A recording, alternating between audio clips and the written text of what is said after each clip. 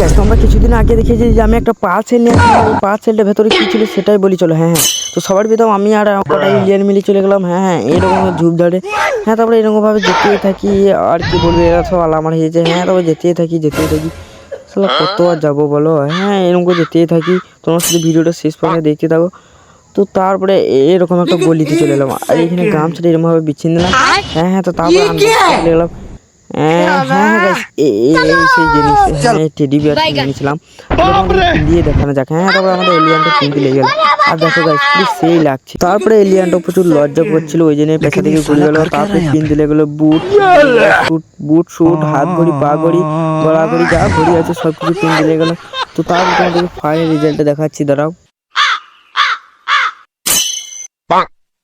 তো তারপরে আমি মাথার উপরে দিয়ে দিলাম। আর হ্যাঁ দেখতে পাচ্ছ ফাইনাল রেজাল্ট পুরো সেই লাগছে। আর হ্যাঁ গাইস এখানে মিনি ব্লগটা শেষ করলাম। আবার দেখা হচ্ছে নেক্সট ব্লগে। বাই।